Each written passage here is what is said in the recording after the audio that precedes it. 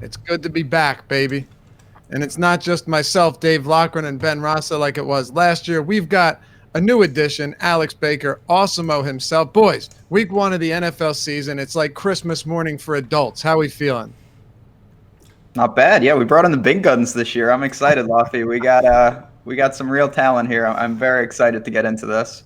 What's up, Alex? Not much, man. Excited to be on the show with you guys. I've been burning the candle at both ends, trying to get everything together for today, and hopefully we can all share some insight on today's slate. Yep, no question. And in case you didn't know, the game plan, the NFL game plan, is sponsored by none other than FantasyDraft.com, the only rake-free daily fantasy site in the business. Has partnered with Hooters. That's right, Hooters, to bring you the largest guaranteed rake-free contest lineup in the history of daily fantasy sports, including the $1 million Hooters kickoff. Only on Fantasy Draft are 100% of entry fees paid to contest winners. Sign up at FantasyDraft.com with referral code AWESEMO, and you'll get a 7-day free trial membership. Pretty sweet. Void where prohibited. You must be 18 years or older, but that's right. Sign up using the code AWESEMO. You'll get a 7-day free trial at awesemo.com. All right, boys, we've got 12 games to get into here, and some of them are not going to take very long. I've done a lot of week 1 shows already. Manny Laura and I did Awesemo Radio on Sirius XM yesterday. There are some games that we'll want to hit on them. We'll want to get through them. We'll want to make sure that we get to everything and don't miss players that could have a big impact this week. But Ben, there are certainly a few games that are way less appealing than others, and it shows as far as ownership projections go early on. No doubt, and it's reflected not just in the ownership, in the spreads. There's a couple of pretty ugly ones. You boys will get to the Eagles. There's some mismatches today, and there's definitely some dead spots. But as we say every week, eventually it gets to the point where some of these guys are so low owned, you start to get intrigued, and that's the balance each and every week. All right. LA, Rams, Carolina Panthers. Alex, here's one of the games that will presumably be pretty popular. You have a high total here. The spread's really not all that ridiculous, as it shouldn't be. This game's in Carolina. I think there's a lot to like here. It just depends on where you're going. Right now, the Carolina Panthers at home are, 1.5-point road or home dogs, 25.8 implied total for the Rams, 24.3 for the Panthers. But you've got Newton, you have McCaffrey, you have what's seemingly a popular Curtis Samuel coming off a strong last quarter of that season once Devin Funchess was basically removed from the lineup. And then DJ Moore. What are your thoughts on this Carolina team today? I'm interested. I think that some of the hype on certain players may be a little bit too high, particularly Curtis Samuel. I mean, this is someone I'm excited about moving into a full-time role. I think people are really excited because he is moving to a full-time role instead of kind of being a rotation player. But the bottom line is this guy wasn't very good when he was throwing the ball last year. And I have him as the third highest receiver in the offense behind DJ Moore and McCaffrey. So I'm not quite as keen on him. I think that picking any two of those three guys can make a pretty nice stack, though. And I see some of my I definitely have some cam lineup. I only have a couple cam lineups on Fantasy Draft because it isn't like the easiest team to stack up, but I don't hate it. Do you like Carolina, Ben? I do. I think they win the game, just to get that right out front. Breaking down the DFS side of it is a little more difficult. Alex just mentioned DJ Moore's going to be an interesting play. Curtis Samuel should be popular. McCaffrey's going to get his touches, even if the goal line work. I've seen some things they're looking for a goal line guy. I don't worry about that too much. Cam is someone I'm not sure exactly what to do. I think he's healthy, tweaked that ankle in preseason. It doesn't seem like a big concern. So it's a team that I'm not looking to target immensely, but as a one-off here and there, someone like DJ Moore, who may be lost in the sense that Curtis Samuel's a little cheaper across the sites, and maybe the ownership goes there, I don't mind taking a stab here or there with the Panthers. Okay. I mean, another thing too is if you are stacking this game, Ben, it's not hard. And actually, I know a lot of people are against stacking a running back with a quarterback, but in a spot like this, Christian McCaffrey is such an elite pass catcher. He's always targeted pretty heavily. I have no problem using him. Actually, not only do I not have a problem, if I'm going heavy on the Carolina Panthers with Cam Newton at the top, I'm going to have a lot of Christian McCaffrey with it. There's no question.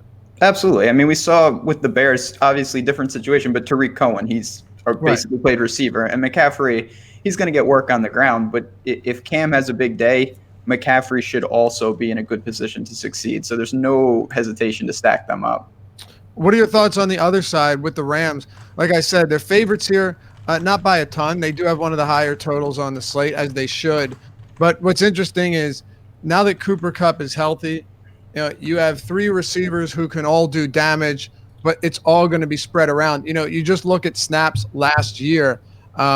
This was one of those teams where all three of the Cooper Kupp, Robert Woods, Brandon Cooks, all of them had snap counts, hovering around that 90-95% range almost every single game, which just goes to show you that there are a lot of mouths to feed, but they're always going to be on the field, always running or, very often running 11 personnel. You only have one tight end on the field for most of the time. I think it was like 90% of the time last year we saw McVay do that. So how do you see the ball being spread around, and who do you like most here from the Rams side? We can talk Gurley after we hit on these pass catchers. Yeah, I mean, if you have Josh Reynolds in your lineup, I'd probably take him out. As you said, like those three receivers are just on the field the whole game. I'm having trouble getting to this game because the prices are pretty high across the industry. It is kind of a tough matchup versus Carolina. I mean, just that they're a good team and they're going to have the ball a decent amount. The problem is really like pinpointing the good plays here because Cooks, Woods, and Kupp are all kind of equivalent. Gurley, there's some big question marks about how much is he going to be on the field this year because there are two other guys, and Malcolm Brown and Darrell Henderson, that are supposed to be in the rotation. And the information on the betting market suggests that people are buying into the idea that Gurley will have a scaled down role this year. But I think this is a really high-powered offense, so if you think the ownership's going to be low, I'd definitely go for it. Ben, Rams, as far as you prioritizing them throughout the rest of this slate, there are some other games. Kansas City, Jacksonville being one of them. Minnesota, a very chalky team. We'll get to that in a bit against the Atlanta Falcons. Tampa Bay, San Francisco, that 425 game, and a couple more that we'll touch on. Where do you see yourself in terms of, exposure getting to this Rams squad? The receivers are always, it's a common theme. We saw it last year, especially when Kupp was healthy, which he seems to be once again. It's very difficult to break down Cooks versus Woods versus Kupp. I go to Cooks here. I think, against maybe Carolina's zone, he can attack maybe over the top.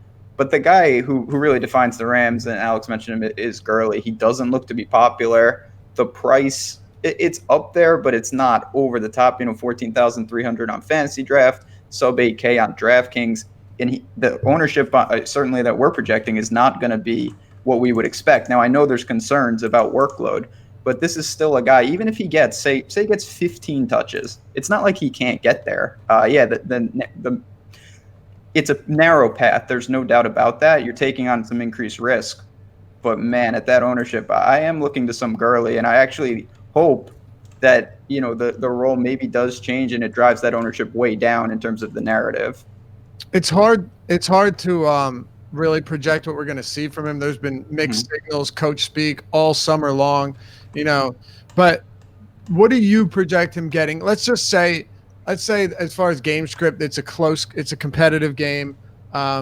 Nothing gets out of control. Because I think that's one thing to consider. And I try not to factor blowouts in, in general. But, a game like this, if say they got up really big early, this seems like this would be a season, given all of the potential restrictions, that Gurley would come out of the game, and then you just let guys clean up maybe earlier in the game than they would have last year.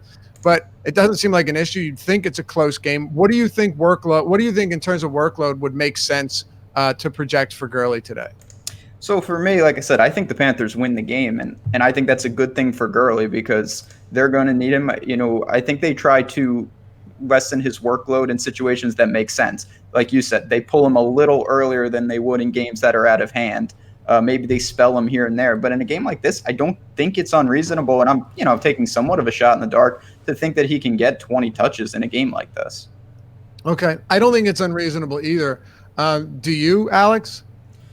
I think that I was kind of uncertain of what the usage would be today, but then I'm looking across the industry at some of these lines, and I'm seeing some mid-90s for rushing plus receiving, mid-60s for rushing, and I feel like these are predictions that people are really putting their money behind because people tend to bet overs a lot more than unders. So the fact that they're setting these lines pretty low indicates to me that they're pretty confident that he's not going to be used in that high of a role today.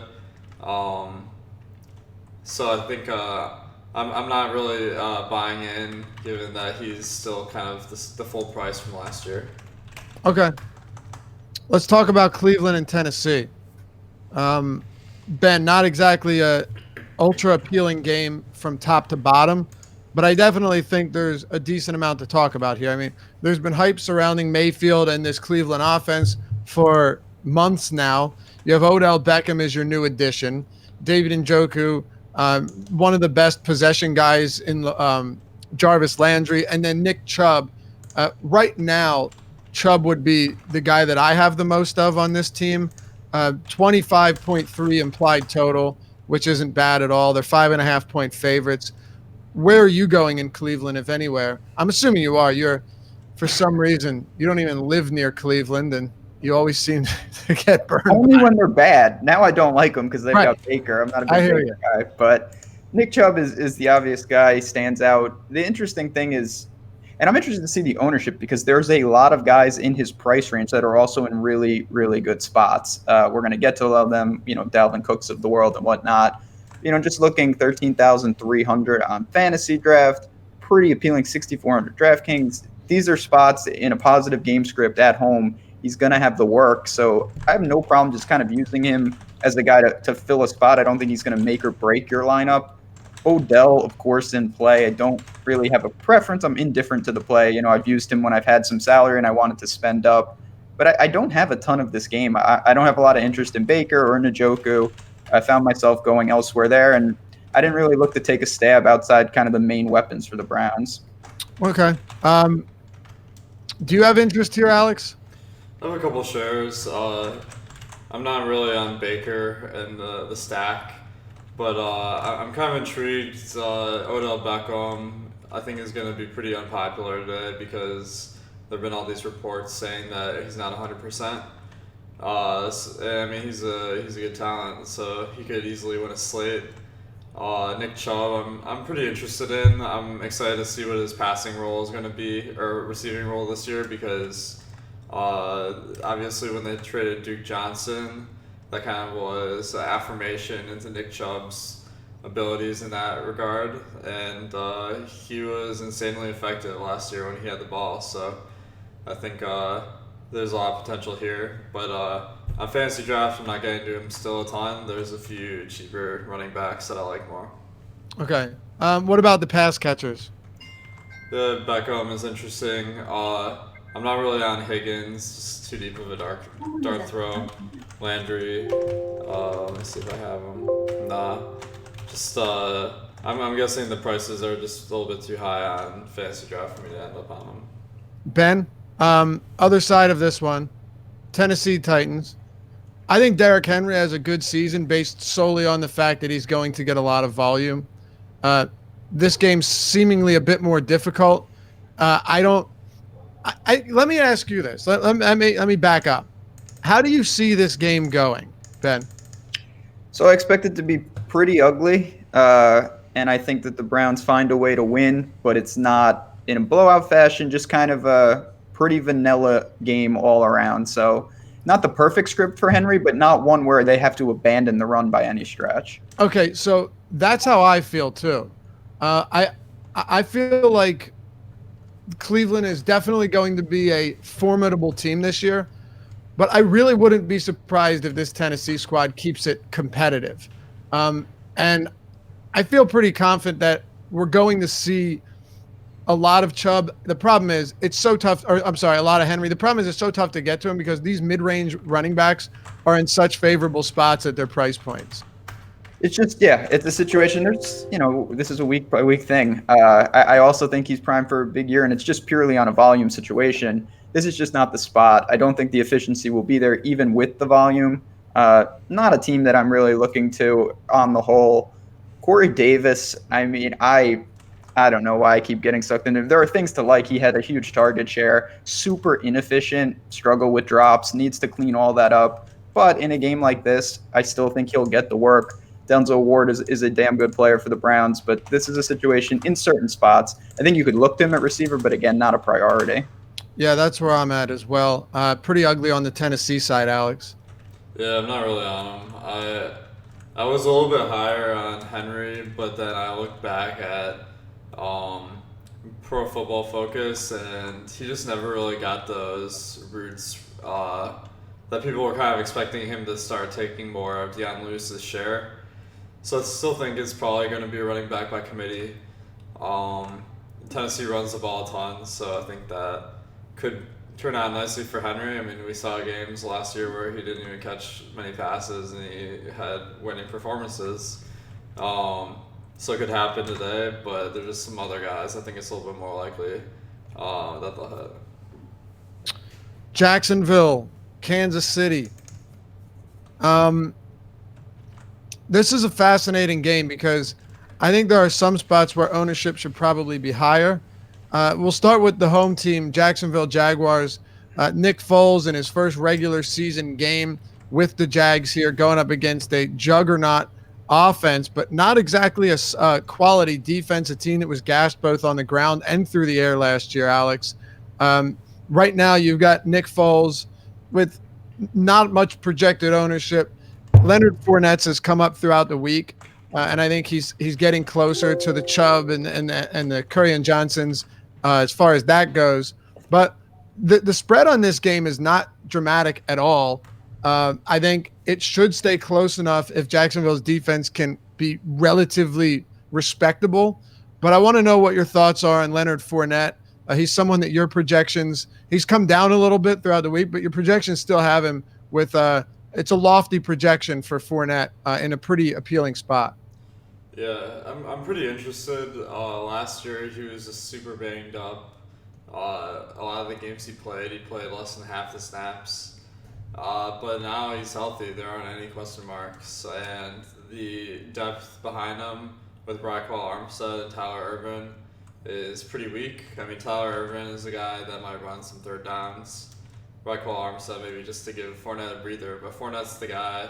It's a situation where, as you said, the game's supposed to be close according to Vegas. It's only 3.5 spread. And I think that bodes well for Fournette's chances of potentially dominating this game if Jacksonville can pull up the minor upset. Ben, do you like the Jaguars offense here? I do. And chat, throughout the year, I'm sure you'll be keeping tally. First hot take, Jags are winning this game. I like them at home here. And I think that, if they do win this game, you would have to imagine that Fournette has a sizable role on the ground. I think Foles, in a way, actually, not actually helps him. It's just the stability at quarterback is really going to work wonders for the entire team. Edie Westbrook is going to be popular today. I totally understand that. It is what it is with him. You and me, Lofty, we've talked a lot last year. We were on him. A lot of people think he's poised for a breakout year with the new quarterback. And I see it, but I do think that this offense, we know what Doug Marrone wants to do. He wants to run the football, control the clock. And against the Chiefs, there's no better opponent to just lean on Fournette with if you're going to win a game like this.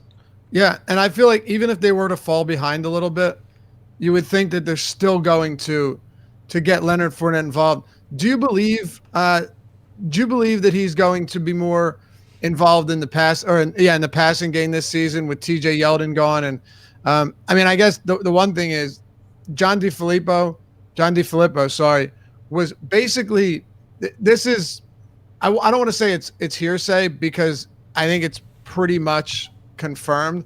But Mike Zimmer was telling him to run the ball more like all of last season, and he didn't do it. And now he's no longer their OC, and now he's the offensive coordinator in Jacksonville.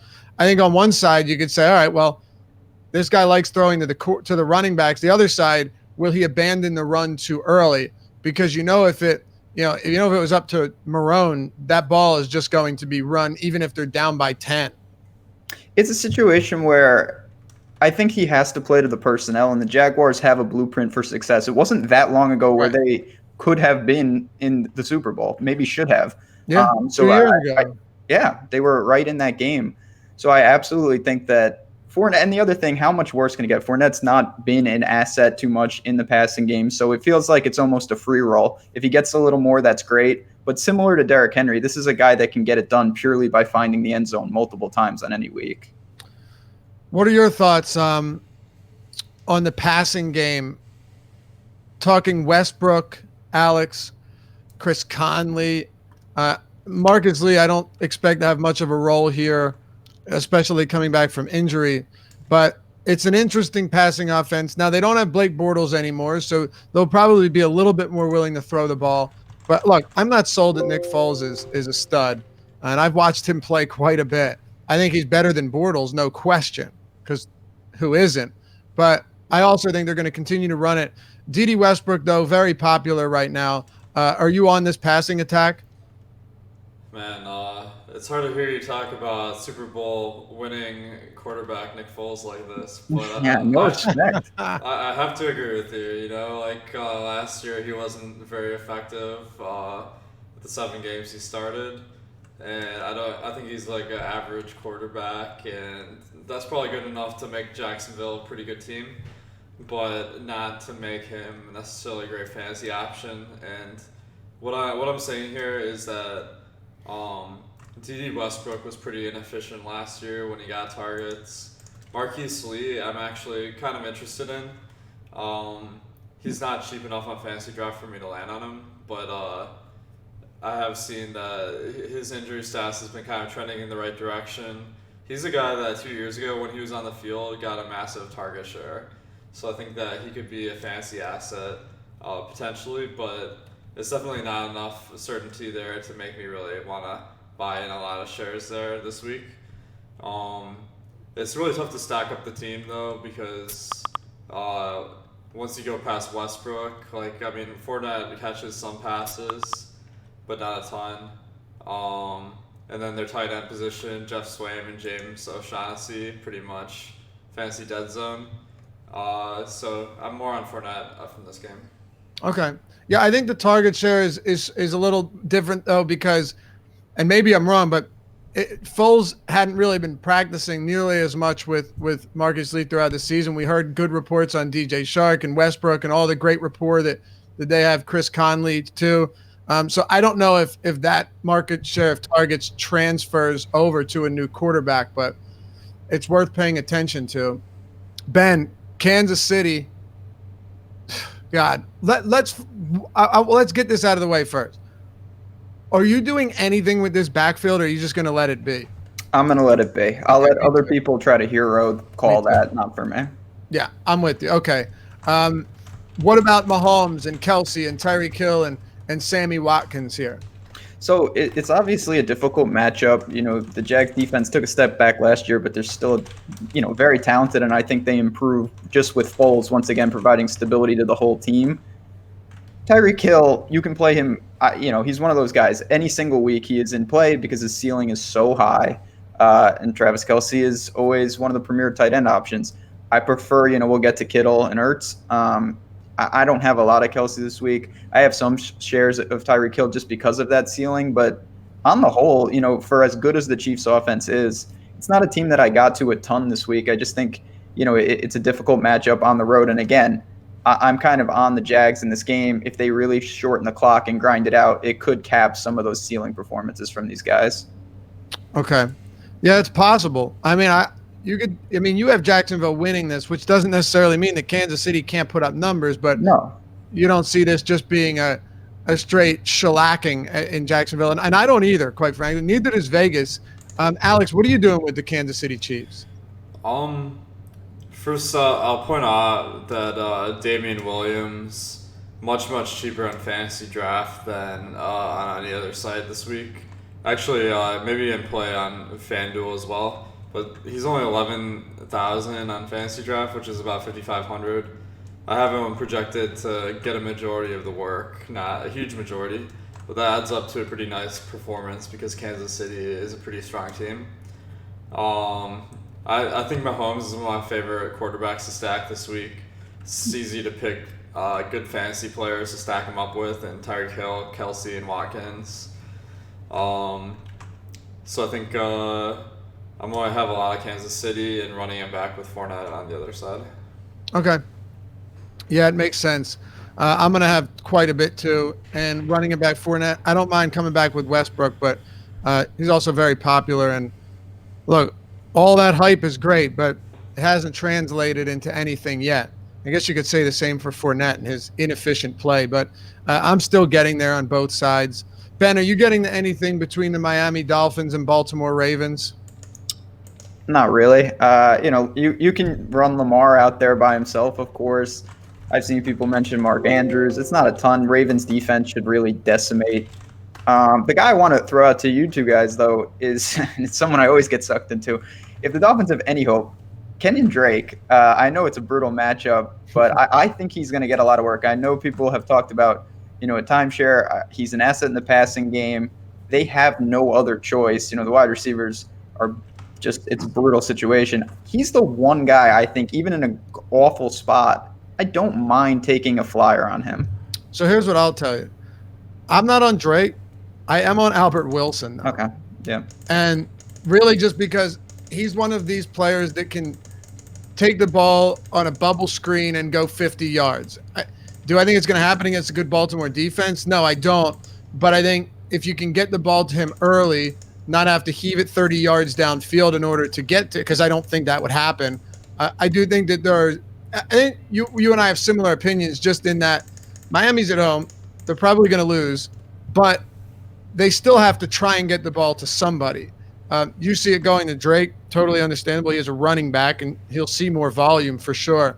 On the other hand, I see Albert Wilson with the ability to maybe break off a big play at low ownership and a low cost.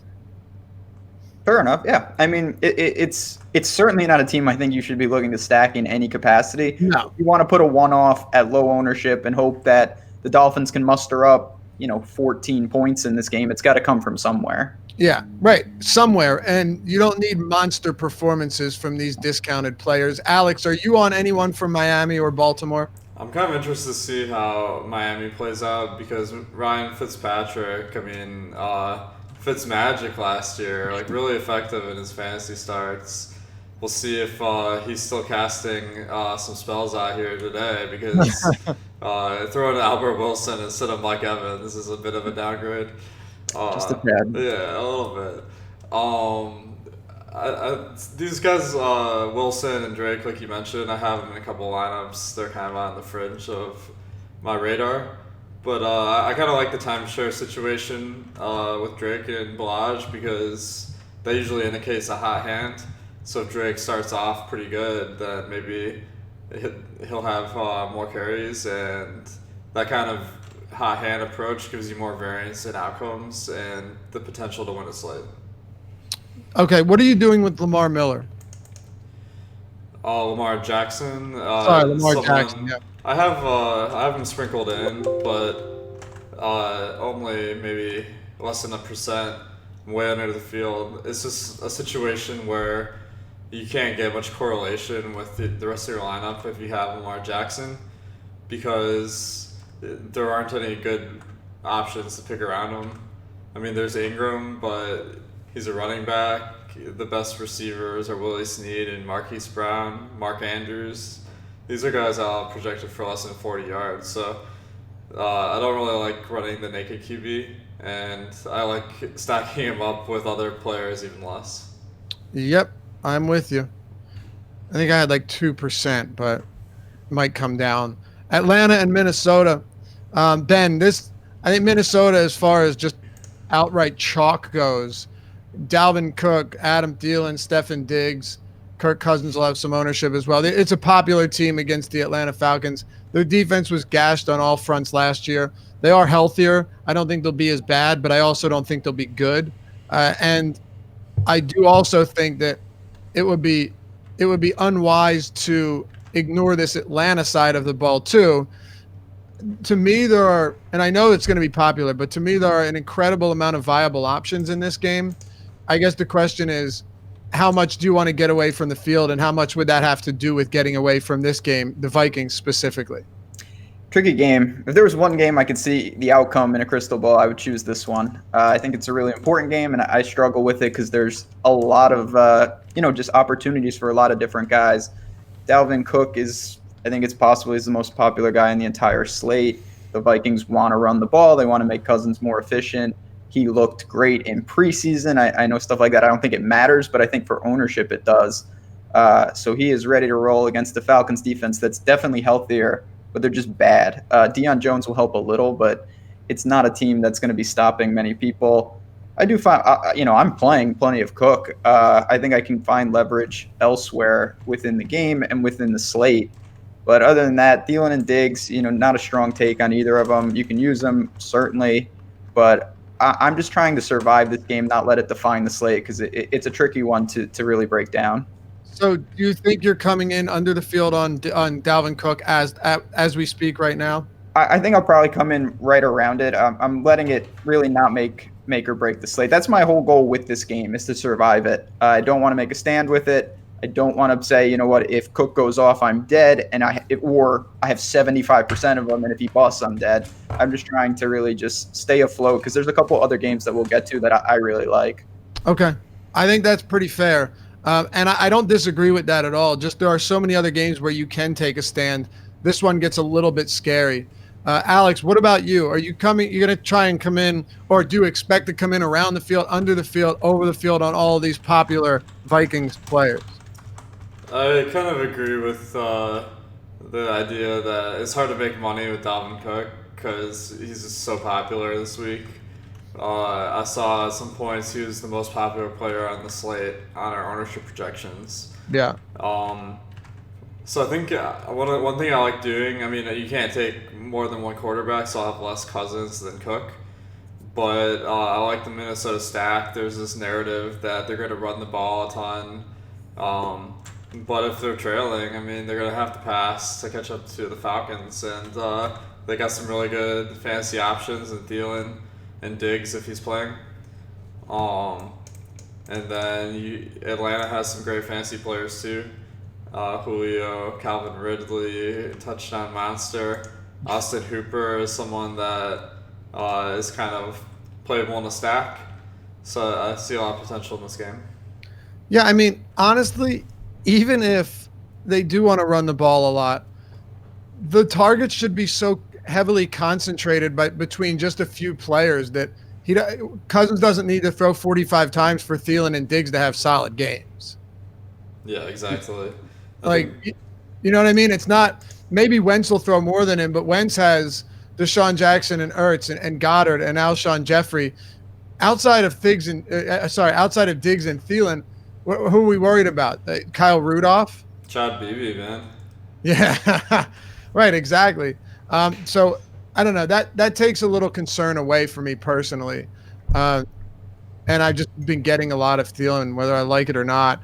Ben, where are you standing on the opposite side of this one with Julio and Devonta Freeman and Calvin Ridley and Austin Hooper and, of course, Matt Ryan?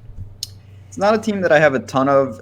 Devonta Freeman's the one that's very interesting, though. Tevin Coleman is gone. Smith should get work, but Freeman is healthy, and it's a guy that I find myself looking to go to. It's not an easy matchup by any stretch. At Minnesota isn't great, but Julio is difficult. He's up there with Odell and the other top receivers, and all those guys. The truth be told, they can all bust the slate, and you can't have all of them. You kind of just have to prioritize. So Julio's someone I'm not going to have a ton of. I don't think he's going to be overly popular either. So I think it's not going to be a big stand. If I had to pick one Falcon, though, I think Freeman is the guy I'm most interested in. Okay. How interested? I'll definitely get over the field, but with so many running backs, we've mentioned already Fournette and guys like Cook, that just to match the field, they're going to take a decent amount of ownership for me. It's not someone, I didn't make a big stand. I'm pretty balanced in the sense I have a lot of guys in that 25, 30% shares rather than having a couple, say 50% plus and then sprinkling. Okay. Do you have anything you want to add on Atlanta, Alex? I'm not as high on Freeman. I'm kind of expecting Ito Smith to just slot in and kind of be like Tevin Coleman. But I think he's playable. I'm just not expecting kind of Freeman of a few years ago where he was just rolling out 3 touchdowns every single game. Okay. Yeah. It's hard to buy that too. But I think this is a really enticing game from both sides. I do like Atlanta, though, especially if the ownership is going to be coming in a lot lower than other spots, because assuming they're playing from behind, and I'm not so sure they will. I'm not buying into Minnesota just running over them. Neither is Vegas. I think it's a good one on both ends. Buffalo and the New York Jets. Alex, we'll go to you here. You have Lev Bell. Josh Allen's always interesting. There's not a whole lot to fall in love with here. I do think one guy that I'd be willing to take a flyer on, though, is John Brown. And the reason for that is simple. We saw what happened when Flacco went out and Lamar Jackson came in last year in Baltimore. He was completely inept. If you can't get the deep ball to John Brown, if you can't get the ball to him downfield, he's all but useless. Josh Allen's accuracy on the deep ball was not good, but nobody threw more deep balls in terms of percent of total pass attempts than Josh Allen. So I think he takes some shots at John Brown. It's just a matter of whether or not he can get the ball within 38 yards of him. So he's cheap, and I don't hate it. That's one spot I'm willing to go. We can talk about him, Levy on Bell. What have you got in this game, either side? I like Bell. Let's see. I ended up with him more than I thought in lineups. A really good fantasy player should take a down tick, go into an offense that isn't as good. But the prices around the industry are pretty reasonable on Fantasy Draft, 13.3. That's one of the cheapest. On Draftkings and Fanduel also, very much in playable range. And the Jets are favored to win the game. I think that Bell could turn in a pretty nice performance. I'm not as high on Buffalo. I know, as you mentioned, they're kind of a high variance offense where they take a lot of deep shots. But I just don't think that equals enough production on average to really land on them. I'm a little bit interested in Devin Singletary. The media has been really mixed about what his role is going to be. Like, some are saying that he's going to be the feature back. My estimation now is that he's going to kind of be the lead back, but just by a tiny bit over Yeldon, who's going to do the third downs, and Gore, who's going to get some carries. So if it ends up being a committee of 3, it's probably not worth it. But if Singletary gets more work than expected, that could be a nice situation. Ben, what about you? Yeah, this is an interesting game just because it's super high variance, I think, across the board. Start with Le'Veon Bell. We haven't seen him in a long time, so I think that impacts the floor more than the ceiling. So I'm interested just because if he is, and I know it's a worse offense, but say they give him the Pittsburgh treatment and he has 10 catches. Yeah. Obviously, the ceiling is going to be there, and the price and the ownership are not going to catch up to that in week 1. And on the other side, I think we all know I'm a big Josh Allen guy, super high variance. John Brown he's going from literally the worst situation, I don't want to say to the best, but yeah. The guy, we saw with Robert Forster last year, some monster connections. That can happen. Cole Beasley, I think, is somewhat interesting to stabilize underneath. If they can get Josh Allen to kind of check down a little more, maybe get some more consistency within the offense. And then Singletary, it's tough because I feel like him and Yeldon are very similar, and then you have Frank Gore. So I'm not sure how that shakes out. If it's a 3-headed monster, probably stay away from me. But this is a game that I wouldn't be stunned to see it end up shooting out. Yeah, neither would I. And by shooting out, I'm not sure. By shooting out, do you mean like legitimate high-scoring game? I mean more on the fantasy side of it, because a lot of these guys, the prices allow for, even in a moderately, I'll put it like this, if the game hits the over, and of course that's a reasonable shot, you could see a lot of guys return major value on the fantasy side. Yeah, I hear you. The only thing I would say, the one guy that I'm not particularly interested in would be Beasley, and not because I don't think he'd be involved, but in tournaments, I don't know what type of ceiling this guy gives you. That's fair. That would be the only thing, the only reason I like John Brown more, but Beasley is very cheap. So, all right. Smokey, put him in there. Yeah. I mean, look, it's very possible that John Brown goes catchless today, but if he does, and I have someone in my lineup like that, I at least want to know that his opportunities were 40 yards downfield. And that speaks to the high variance of the game. Like, right. The floor is awful in this game. There's no doubt about it. Right, exactly. Washington, Philadelphia. Ben, let's stay with you here. Philadelphia continues to move up, or the line continues to move in favor of Philadelphia. I think it opened at 9. They're at like 10.5 now. Mm-hmm. Not a huge surprise. Carson Wentz and the Eagles are tied for the highest implied total on the slate with the Chiefs. Again, not a huge surprise. Not only are they expected to score points, but where are Washington's points going to come from? I think that's the only thing that makes this game difficult is the mouths to feed in Philly doesn't really bother me. It's who do you have any confidence running it back with? Like, it's going to end up being a Trey Quinn or a McLaren or Vernon Davis or Paul Richardson, which makes it kind of difficult. Yeah, I'm not doing that. I just can't get to much of this Redskins team. Wentz, to me, is one of the safest options on the board if you're looking for a cash quarterback or something like that. Him and Ertz make a very reasonable pairing, but it's not a game. I just don't know how Washington can manufacture a ton of production, and if they do, it feels like it's almost going to be fluky, bizarre things that may not even help you if you stack Washington. Right. So it's not a game that I think is really good in terms of stackability. So do you think you'll get to any Wentz, or will that kind of wipe Wentz off for you? So I'm using him in cash just because, I'm willing to kind of just have him be where he, produces, nothing crazy. But in tournaments, I don't have much just because I don't know exactly how high his ceiling can be unless something bizarre happens on the Redskins side. Right.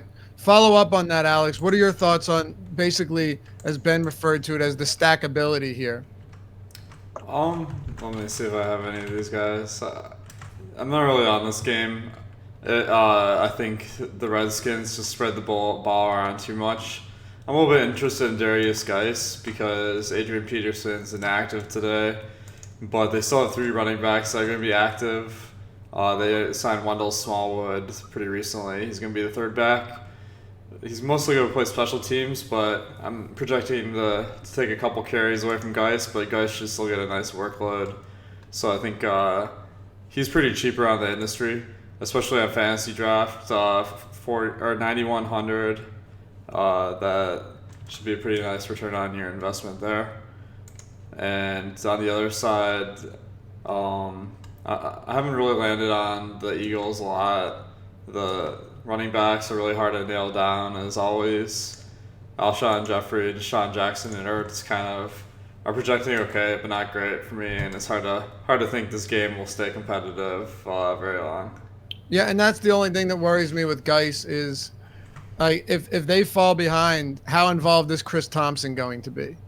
And my guess, just based on the way that Chris Thompson's been used in the past, is that he'll probably be pretty involved if that is the case. So definitely some concerns here.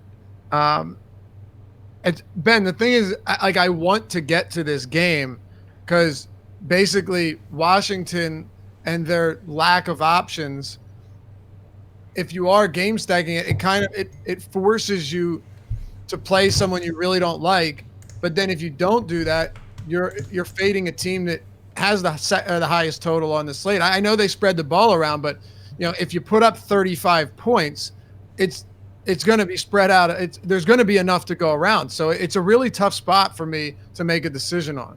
Yeah, it's one of those things where I feel very comfortable putting Eagles into my lineups, but in terms of the foundation of my lineups, it's not this game. Like, this is one Put Ertz in lineups where I have a stack of a game that we've talked about already, or give me any of these Eagles guys almost as one-offs because, like you said, if they hang 30 or 40 points, most likely these guys are going to get there. It's just I don't know how confident I am that I can build a foundational lineup with this game as the centerpiece and have it all connect. Right. No, I hear you. It makes sense. Let's talk about the Chargers and the Indianapolis Colts. Alex, no Andrew Luck. Of course, he retired several weeks ago out of nowhere. Jacoby Brissett is at the helm, and I'll be interested to get Ben's take on this. But to you first, Alex, I think that Frank Reich will make it so that Jacoby Brissett is not nearly as bad as he was 2 seasons ago. Now, that's not exactly a ringing endorsement because you can't be much worse. But I wouldn't be surprised to see them actually move the football. And I thought they would be bigger dogs in this game after Andrew Luck announced that retirement. But it's not crazy. I mean, 6.5 points in LA seems a little bit strange to me. I'm oddly going to have some Marlon Mack here. I think he's going to be involved in both phases of the offense. I know it's definitely not a popular play, but I'm not writing Indy off entirely, especially at that price point on Brissett. Do you have any interest in the Colts here? Yeah, I mean, the Colts would have been a really strong team with Luck. Without him, I think they're still pretty good, so I can understand the line. I mean, as far as fantasy players, Mack and Hilton are probably your only bets, and this might not be the best week to take them because it is a tough matchup, but Hilton probably has that upside to win a slate for you just based on talent alone, just getting a lot of catches, maybe a touchdown or two. And if he's at low ownership, I think that could justify the risk. Okay. Ben, what are your thoughts on this team under Frank Reich with no Andrew Luck, but also keeping in mind that Andrew Luck hadn't been practicing for a while now, so it's not like Brissett's just getting thrown into the fire head first. No, so this is a situation, when this happened and the markets reacted on the betting side, I went and I bet the Colts over when it swung to 6.5. That is very Ben-like. Yeah, it really is. I love these teams that are just falling apart at the seams. But that's neither here nor there. Brissett is poised. Like you mentioned, this is not the same situation as 2 years ago for a lot of reasons. This team is built to win. Now, they're missing Andrew Luck, and Brissett is not going to replace that, but he can certainly hold it together. If you're looking for a pure punt, he's obviously going to be your guy at quarterback. I'm not really going there. I don't see the need. Quarterback pricing is usually pretty flat, so you're not getting that big a discount. Marlon Mack, I have no problem there. T.Y. Hilton, for top-end guys, I would assume he'll be one of the lowest owned because people are just writing the Colts off completely. Absolutely. And saying, oh, you can't play him. He has no quarterback. And that's not exactly true. No Derwin James. That helps a little bit. If they can hold up against that pass rush, I wouldn't be stunned to see the Colts be somewhat effective even against a tough team like the Chargers. What are you doing with the tight end situation here? Knowing that last year Eric Ebron was very, very, very competent and efficient when we had no Jack Doyle. But with Jack Doyle on the field, man, the targets, the receptions, everything fell off a cliff. He had a couple of those 2 touchdown games on 3 targets, but that can be very misleading. Touchdowns are a volatile stat, as we saw with Julio Jones in the first and second half of last season. What do you make of the tight end situation here? And are you running either of these guys out, and who would it be if so? Well, yeah, I mean, Ebron was scoring on carries at one point. That tells you everything you need to know. It was just insane. I would go to Doyle. You mentioned that the splits, when he was healthy, Ebron really took a step back, not just in stats, but across the board. And Doyle is someone that, when healthy, I really do like to go to. Ownership shouldn't be there a ton. It's not a guy, someone like Austin Hooper, who Alex mentioned earlier, is probably, in a different game. I would probably rather go there. But Jack Doyle, I have no problem if I had to choose between him and Ebron. Okay. Makes sense to me. Do you find yourself getting on a bunch of these Chargers, Alex? And what are you doing to start with this conversation on this Chargers team? Melvin Gordon remains out. Thoughts are that he could remain out till the end of November. What are your thoughts on Austin Eckler and Justin Jackson? 6.5 point home favorites. I have a lot of Eckler today. I mean, as everyone does, I think he was tremendous last year when Melvin Gordon was in as a pass catcher. And when you add in running responsibilities on top of that, getting a majority of the carries probably, that adds up to a really nice fantasy performance despite Justin Jackson being in the mix there. I'm finding the team stack a little bit hard to land on because Keenan Allen is probably the guy I'd want, and he's pretty expensive. But I like Hunter Henry a lot. He's one of my favorite tight ends. Pretty banged up last year when he came back in the playoffs, didn't get on the field much, but a really good pass catching tight end, and his prices are pretty reasonable across the industry, especially on Fantasy Draft. He's the cheapest of any site. So I think I might have him a ton. Okay. Ben, Hunter Henry. I'm a big Hunter Henry guy.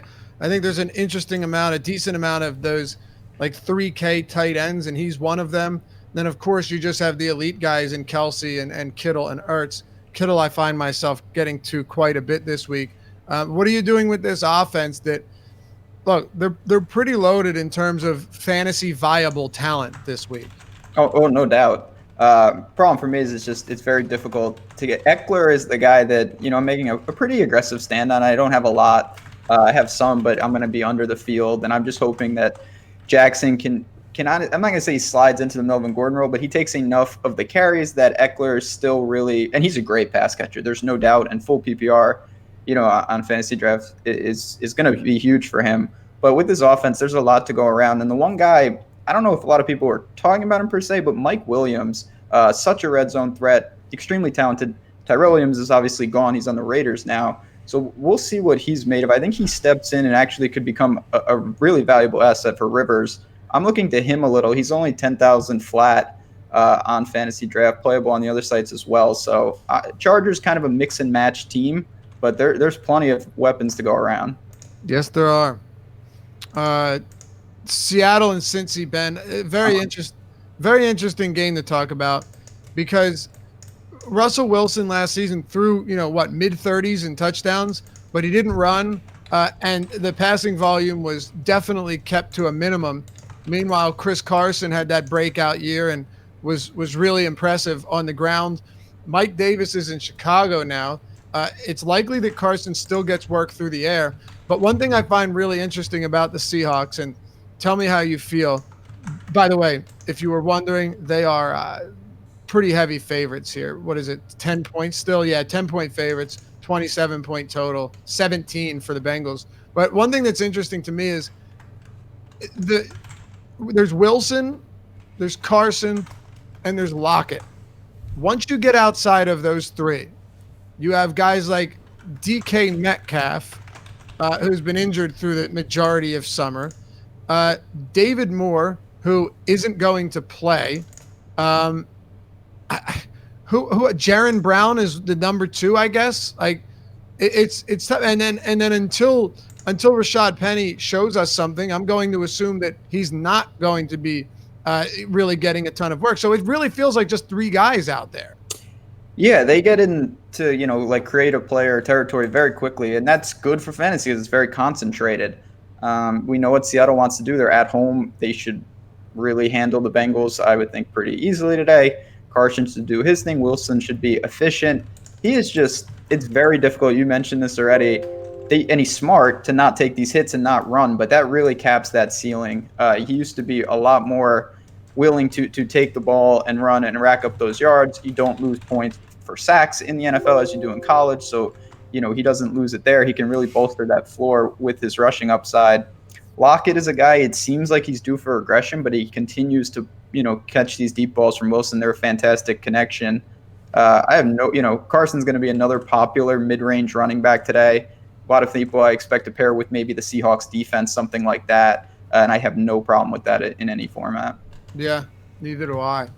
Actually, I have quite a bit of interest just because I think volume will be concentrated between a bunch of these guys. Game stack's a little bit difficult, but they're still interesting, Alex. Like, there's still guys like Boyd and Joe Mixon on the other side that one of the two is not getting any attention at all. Yeah, I have a lot of interest in Carson. I'm a little bit nervous that Rashad Penny is going to take more workload this year, but Seattle just runs it so much that still means Carson's going to be in the high teens in carries on average. Lockett is a guy who's insanely effective when he is targeted, but doesn't get targeted quite as much as you'd like. But that makes a nice GPP flyer.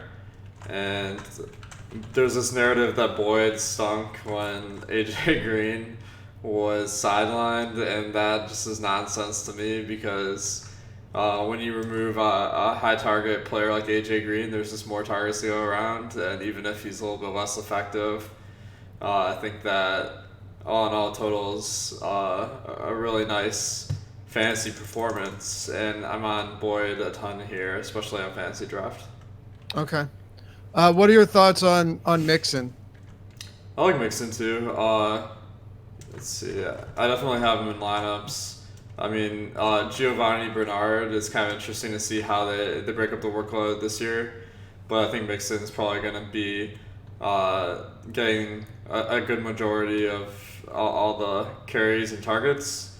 So I think that adds up to a pretty decent performance, even though the team isn't projected to do very well today. Yeah, Ben, where are you at on Mixon? So you know me, I'm a big, from a fantasy perspective, Joe Mixon guy. That's why I ask. Yeah, man, it's not a good spot, but the ownership, it's really interesting.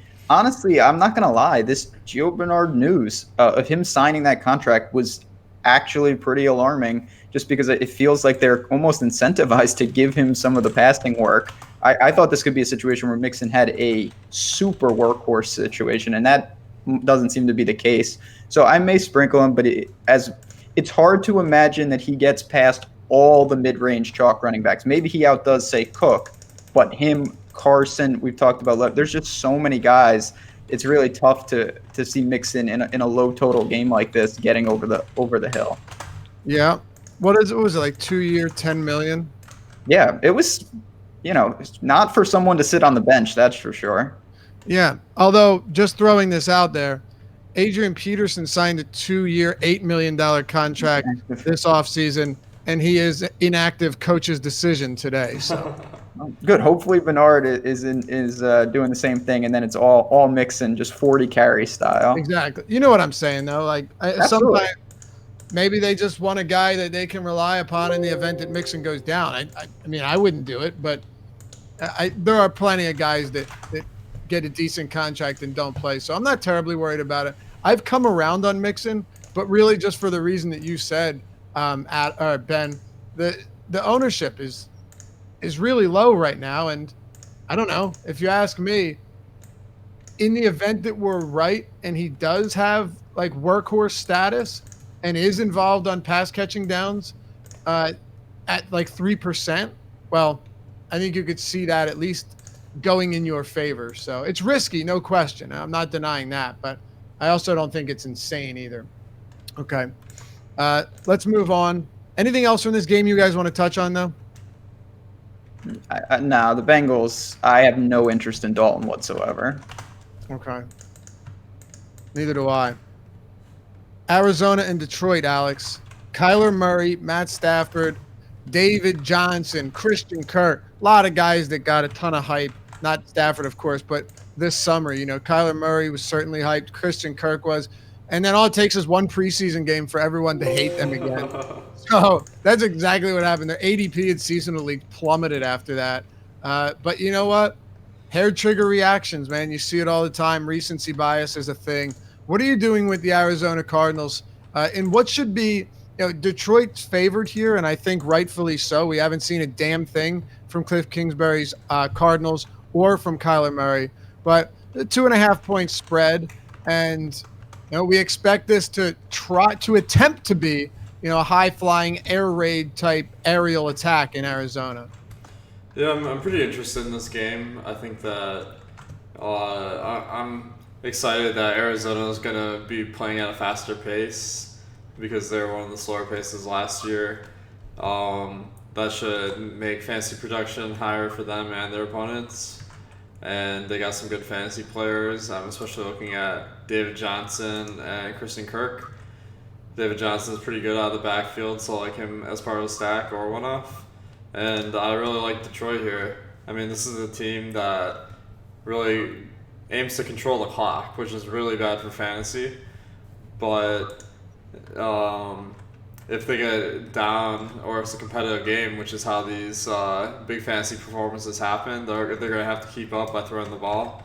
And they got some good fantasy players in Galladay and Jones, and maybe Amendola as kind of a deep flyer, as well as Kerryon Johnson. So I'm seeing a lot of fantasy potential here. Are you, Ben? Absolutely. I think Stafford and his receivers are really interesting this week. The Cardinals, we just don't know. And Kingsbury is doing something that's kind of never been tried. I know people are bringing up Chip Kelly, but this is something that really, if he really pushes the envelope, I think this is a week where before the market can correct itself, there's a lot of, again, just high variance. We don't know, and that's a good thing, because if you get it right, and if the Cardinals play at a ridiculous pace or Kyler Murray's turning the ball over all the time, I think we could see a big output from the Lions. Kerryon Johnson is someone I like, and Marvin Jones, him and D.D. Westbrook, very similar price tag. That's a very natural pivot if you're looking to go against the grain on the ownership. And then, David Johnson, they have to do a better job of getting him the ball. I think everyone knows that. He burned us a lot last year, man. Yeah, every week. Him and it was a disturbing situation, but Kenyon Drake was another one. It's a new year though. We're going to get off on the right foot. He should be catching the balls out of the backfield. So this one is one of the games that I definitely have some stacks of. All right. Hey, if you want 50% off your first month of Awesemo Plus membership, use that little promo code down at the bottom left side of the screen. Game Plan, all one word, Game Plan will get you 50% off your first month, including ownership, player projections. There's an add-on for the Fantasy Cruncher and all of that fantastic stuff. Lineup builders, all of the premium articles behind the paywall. Am I missing anything, Alex? To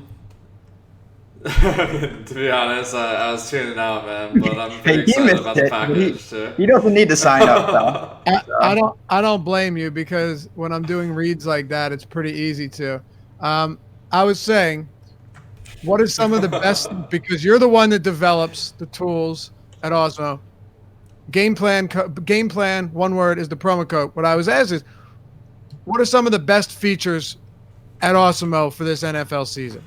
I'm really excited about the additions to what we had last year. The NFL strategy show, free every single day of the week, aside from today. That's huge. And I added my top stacks tool for NFL. That'll tell you the probability that each team puts in the best passing performance of the week compared to their ownership. And that'll help you really identify inefficiencies in who's owned highly and who's owned low. Like today, I found that Matt Ryan is going really under-owned compared to his potential, so I'm going to be high on him based on that finding. And also, I think just the projections and ownership projections, those are the foundation of winning fantasy, and I feel like we have the most accurate projections in the industry. It's a beautiful thing. Game plan code, one word, to sign up, get 50% off your first month. Ben, anything else in Arizona and Detroit?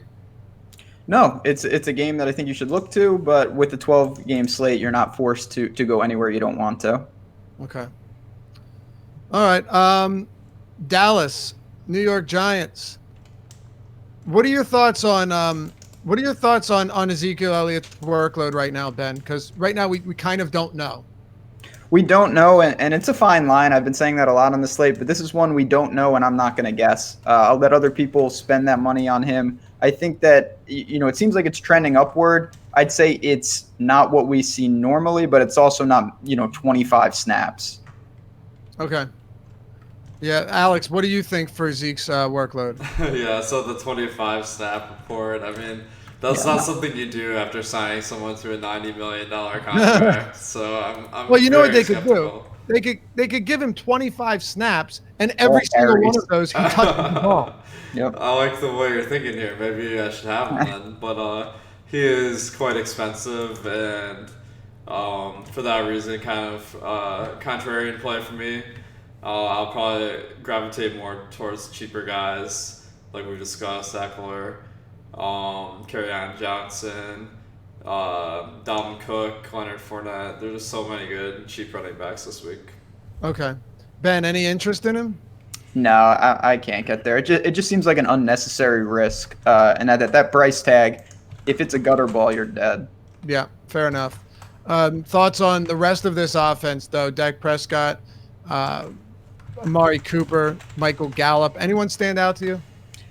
I think Michael Gallup is poised for a pretty good year, but not in this game in particular. It feels I like the under in the game, and it just feels like one where the Cowboys at home lean on the defense, which should be really good this year, and just kind of do their thing, but not one that I have a ton of fantasy value in.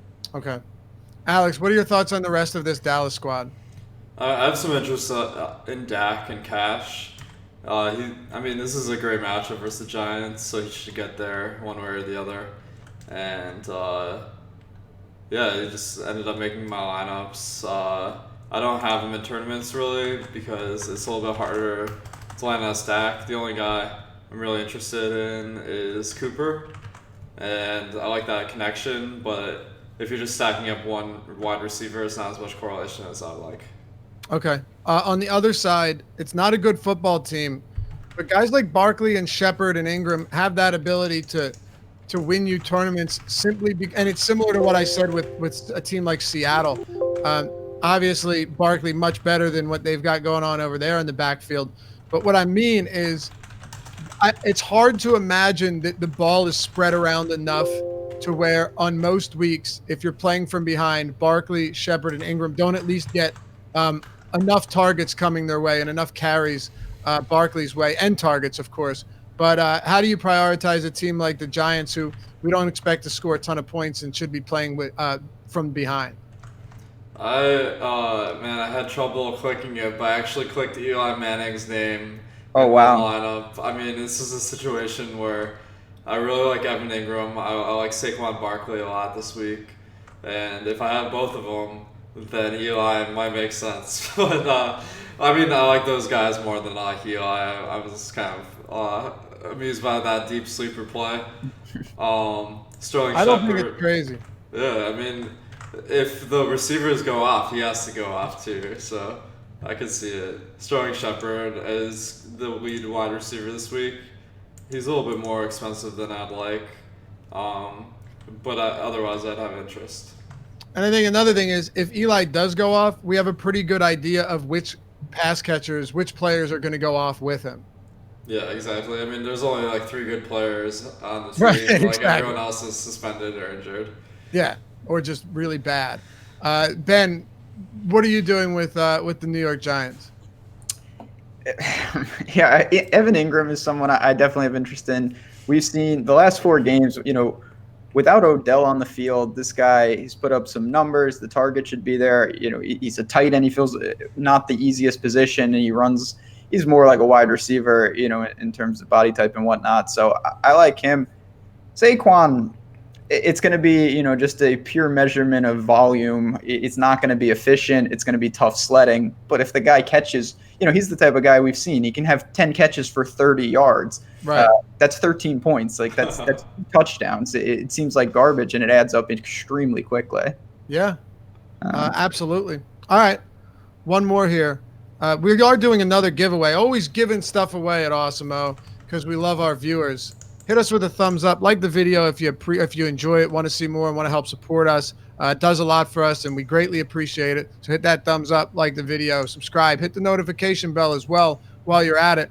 But you can win a 2019 NFL Awesemo Plus Season Pass by retweeting, liking, and replying the total number of passing yards Tom Brady throws on Sunday night. No more Aaron Rodgers. I think the answer to that, the correct answer was 47. So bad. Oh, God, it was bad. How many passing yards will Tom Brady throw Sunday Night Football against the Steelers? It's a $249 value. Really, all you have to do, the rules are simple. Retweet, like, and reply to the tweet that's pinned at the top at Awesemo_com on Twitter, Awesemo NFL. Follow both of them. Retweet, like, and reply with their answer, Tom Brady passing yards. And You will be entered.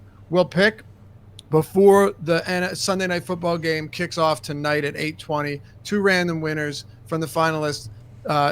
Actually, no, it has to be in by today. The finalists, we will draw the 2 random winners tomorrow on 12 p.m. Eastern time. So get it in before 8:20 tonight. Retweet, like, reply to the pin tweet. Follow both of our accounts. And get that $249 Awesemo Plus NFL season pass. See you over there. Last one, fellas. Tampa Bay, San Francisco. Alex, Jameis Winston, Jimmy Garoppolo. He's back in the mix. George Kittle coming off a record-breaking season at the tight end position. Dante Pettis with a somewhat a whirlwind type of offseason for him and training camp. What in the world are we doing with the San Francisco 49ers? We'll talk them before we get to a more popular Tampa Bay team. Yeah, I mean, save the best for last. This is probably my favorite game of the week. Just so many fantasy options here. San Francisco is a little bit harder to pin down. I think that Kittle is a great option. I mean, I think he's my highest projected tight end of the week, just narrowly over Kelsey. The matchup's pretty strong here versus Tampa Bay, one of the weaker pass defenses in the league. Beyond that, it becomes harder to pin down the production. I mean, Marquise Goodwin, I saw reports saying that he wouldn't play every snap. He'd be doing only go routes this year. That's not really the makeup of a leading wide receiver. Dante Pettis is someone that I'm interested in, but still not enough for projected production. And Deebo Samuel is kind of a question mark at this point, being a rookie. Tevin Coleman and Matt Breida should split the running back responsibilities, but when you have everything split up this much, it becomes hard to really justify playing any of them. I like the Tampa Bay stack, though, because the production is a little bit easier to pinpoint with Mike Evans and Godwin, and then Howard is a pretty good tight end. And their running game is pretty terrible, so I probably will avoid Peyton Barber or Ronald Jones. What are your thoughts, Ben? It's a great game. There's no doubt it's going to be a popular stack, and for good reason. You know, it's 2 teams that should be able to move the ball. I do think Tampa's defense will be a little better than last year. It's not saying much. Jameis makes sense with all the guys that Alex just mentioned. San Francisco side is certainly harder to peg. Goodwin is someone we know he's got track star. Upside, I don't know if the volume will be there. Kittle, probably my favorite tight end as well.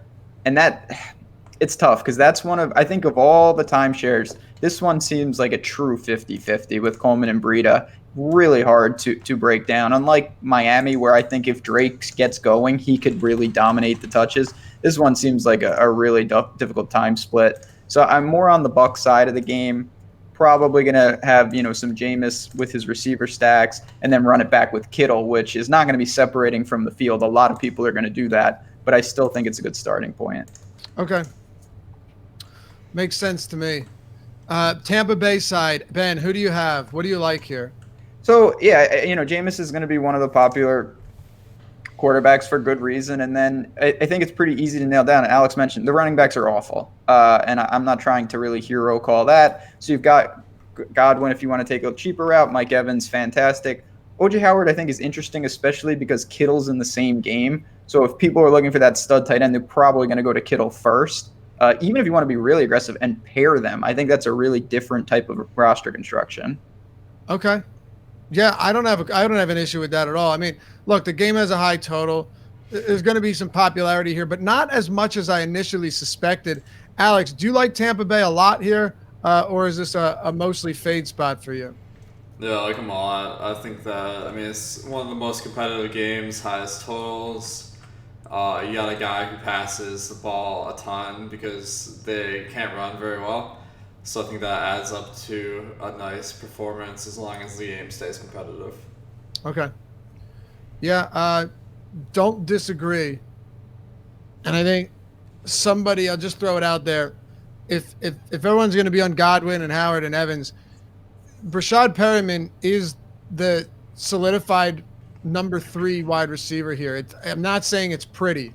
What I am saying is that he should be on the field in a game that could very easily shoot out. And he's a dirt cheap option. So Could you see Perriman get like 6 targets today? Well, if Winston under Bruce Arians continues to throw upwards of 40 times per game, then 6 targets is not a very difficult thing to accomplish in an offense that is going to air it out and has Peyton Barber as their starting running back. So there is that.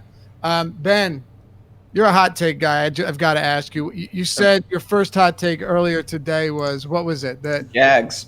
The Jags. Is that the hot take for the day? You got something else for us?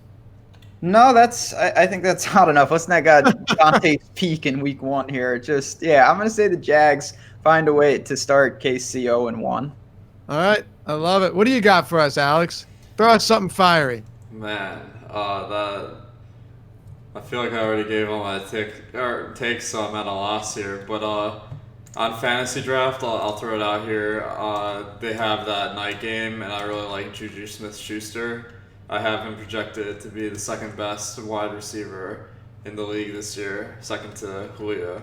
So I think I might have him a ton tonight on fantasy draft. All right, beautiful. That's it for us. That's week 1 in the books. NFL game plan. Remember, 50% off using game plan. And it is, of course, sponsored by Fantasy Draft. Head on over there. Zero rake. Monster contests have yet to fill. FantasyDraft.com. We will be back with you next Sunday, depending on the slate size, 9:45, 10 a.m. Keep an eye out. Before you head out, hit that thumbs up button. We appreciate you. Good luck today. Have fun.